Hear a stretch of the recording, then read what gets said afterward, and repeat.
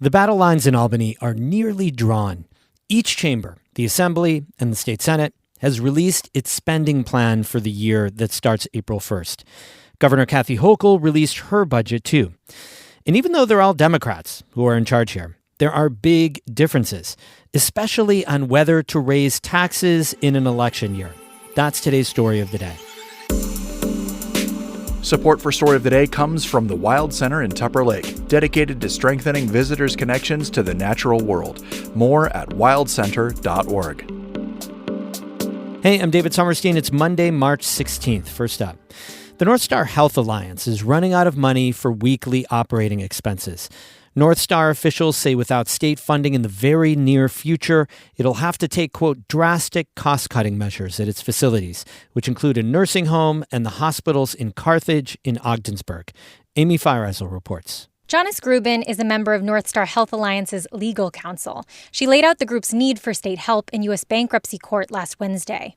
We have communicated to the DOH that we are in need of additional funding for next week, not only to make payroll, but also to make sure that we can make vendor payments. Absent that, Your Honor, it's not a very positive picture. I will be blunt. North Star says it has submitted plans to the State Department of Health outlining the cuts it would have to make. Local officials, including State Assemblyman Scott Gray and Ogdensburg Mayor Michael Tooley, have been urging the state to step in and take corrective action at North Star. In a press release, Gray wrote, quote, Governor Hochul must intervene now and direct the DOH toward a resolution that safeguards patient care, workers, and essential community services, end quote. But New York's health commissioner, Dr. Jim McDonald, told WWNY-TV that North Star is in charge of making decisions for its future, not the state. The Department of Health doesn't have a role at this point in choosing what happens. This is all going to be determined by the bankruptcy court and, to some extent, how North Star puts their restructuring together. McDonald did say that if North Star found a larger hospital system to partner with, the state has a pot of money for that. In a press release on Friday, North Star said it was working with the Department of Health's Financially Distressed Hospitals Bureau. It also said it expected more short-term state funding this week.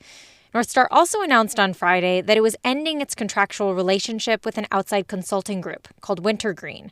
That's less than 2 weeks after North Star asked bankruptcy court to validate an agreement to pay Wintergreen up to $240,000 a month for its restructuring advice, including payments to Rob Bloom, who serves as a partner of Wintergreen, and the chief financial officer of North Star. That request was met by public scrutiny and pushback. Assemblyman Scott Gray said ending the relationship with Wintergreen was, quote, an appropriate and necessary step towards restoring confidence and stability within the health system.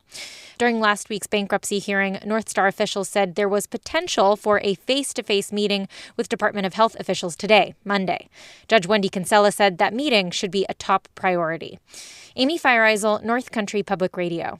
A large stretch of forest in the northern Adirondacks is returning to Indigenous care. 600 acres of land will now be managed by the Six Nations Iroquois Cultural Center in Onchayota. As David Escobar reports, the deal is one of the largest returns of private land to Indigenous people in New York State. The Six Nations Iroquois Cultural Center bought the land last week from Paul Smith's College in a $1.1 million deal. Most of the funding came from the Nature Conservancy. The property borders Buck Pond State Campground in the north and stretches to Big Haystack Mountain in the south. It includes wetlands, hardwood forests, and a few off-grid cabins left from an old youth camp. The land also borders the Cultural Center's existing museum site. Dave Fadden is the center's director.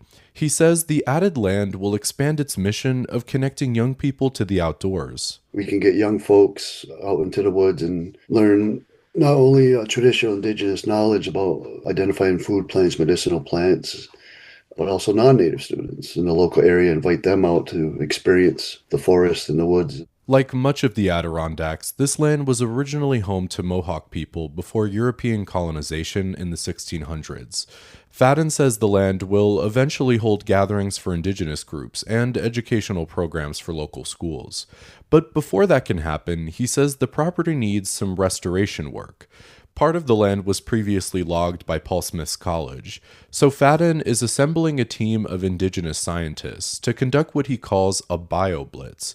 It's a type of community-driven biological survey that identifies the species in a given area. This bioblitz will help identify the more sensitive areas that we will try to keep our footprints off and leave it alone.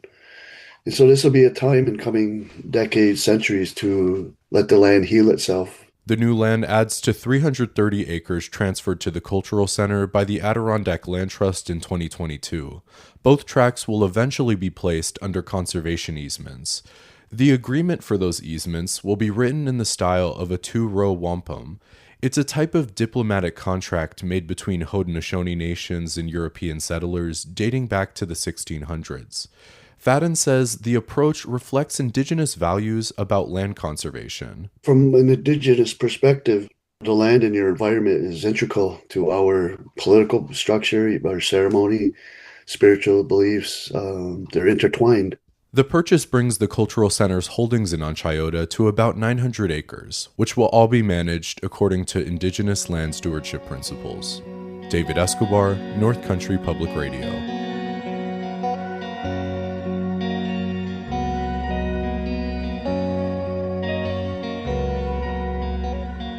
The State Senate and Assembly each adopted their one-house budget resolutions last week. While there's some overlap with Governor Kathy Hochul's outlined priorities, there are also significant differences, including whether to raise taxes on corporations and the ultra-wealthy. Our New York Public News Network Albany reporters Samuel King and Jimmy Vielkind break down the latest from the Capitol. Each house includes new revenue from higher taxes on corporations and people making more than $5 million a year. They spend that extra money on additional aid to schools, legal services for immigrants, and for aid to municipalities, including New York City. Here's Assembly Speaker Carl Hastie, a Bronx Democrat, explaining why his house is proposing tax hikes. The ends justify the means, so it's not so much about taxes or which taxes is, do we have enough money? Or will we have enough money to take care of all of the priorities that we have across the state? Okay, so more spending than the $263 billion that Governor Hochul has proposed. What about some of the policy items that the Democratic governor had put forward in her budget? Well, legislators didn't really engage on them. For example, Hochul is offering a plan to change the standards for insurance payouts and auto crashes, and also crack down on staged crashes that can drive up rates. The Senate just put a little language saying, work on it, while the Assembly left it out of the budget based on the Speaker's long-standing credo of no policy in the budget. Other policies they modified, like the governor's plans to require less environmental review on some housing developments. So it sounds like we still have some fights to come. Indeed, lawmakers and the governor aren't on the same page about insurance, on housing, on utility costs. They have different plans for funding legal services for immigrants, and of course, taxes, Jimmy. Of course, taxes. So already, like we said, these lines are drawn, and this, really kicks the budget talks into high gear. These one-house budgets don't really have any authority. They don't mean much. They're just statements of priority, and some lawmakers call them wish lists. Hochul will start talking privately with Hastie and Senate Majority Leader Andrea Stewart-Cousins in the coming weeks, and we'll see what happens. Governor Hochul says that she doesn't want to raise taxes. She says the state relies on wealthy taxpayers to fill its coffers, and those people can move. I have to look at the fact that we are in competition with other states who have less of a tax burden on their corporations and their individuals. And I would say remote work changed everything. There were people who could only work in an office in Manhattan or work in New York State, and they were captives to our state. They were going to stay. We saw that that's not the case. Well, as you might expect, Jimmy, I heard Republicans tee off on this. This is, of course, an election year, and the GOP made this all about New York City Mayor Zohran Mamdani. Here's Senate Minority Leader Rob Ortt. It just really begs the question how much money the city of New York needs. If we're bailing them out and they're still raising taxes, and that goes for Buffalo and other places as well. So what happens next? Well, we expect more rallies and more negotiations. This is really the biggest crunch time at the state capitol. That was Capitol reporters Samuel King and Jimmy Vielkind of the New York Public News Network. We have more news all the time on our website, ncpr.org. Music today by Christopher Watts of Canton and Mark Corey of Watertown. I'm David Summerstein, North Country Public Radio.